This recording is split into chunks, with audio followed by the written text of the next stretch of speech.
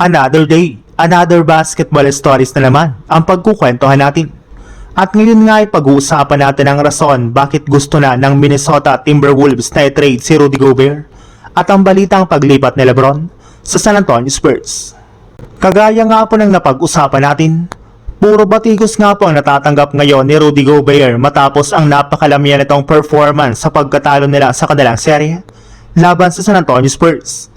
May lumabas pa nga po na balita na mukhang ito na nga pang huling taon niya sa Minnesota Timberwolves.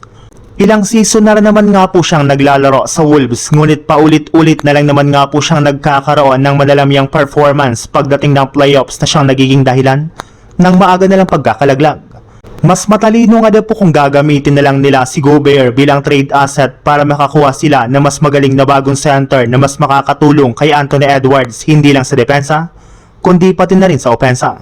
May ilang mga fans na rin naman nga po ang nawawalan na ng tiwala sa kanilang kasalukuyang lineup na makakapag-compete pa silang muli sa kampyonato hanggat naglalaro sa kanilang lineup si Rudy Gobert bilang kanilang sentro. Parati rin naman nga po itong na-outplayed ng kanilang mga kalaban at hindi rin naman nga po siya masyadong nakakapag-ambag pagdating sa opensa, especially pagdating sa scoring.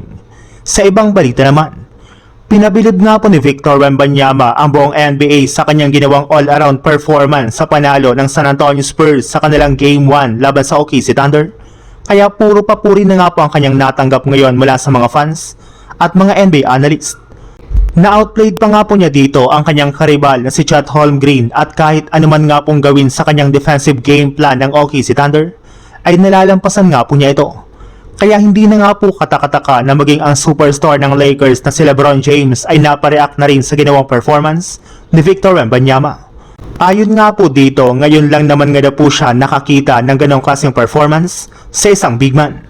Pero hindi rin naman nga po siya dito nagulat since simula nga po nang pumasok ito sa NBA ay alam na nga po niya na marami itong gagawing kakaiba sa loob ng liga. Napakataas nga na po talaga ng potensyal nito. At sa kanyang playing style nga po ay siguradong napakaraming record sa NBA ang siguradong babasagin nito sa mga susunod na taon. At dahil nga po sa naging pahayag na ito ni LeBron ay usap-usapan na nga po sa social media ang posibilidad na paglipat nito sa San Antonio Spurs. Lalo pat halos lahat nga po ng mga championship contender ay inaasahan na makikipag-usap sa kampo ni LeBron sa darating na offseason.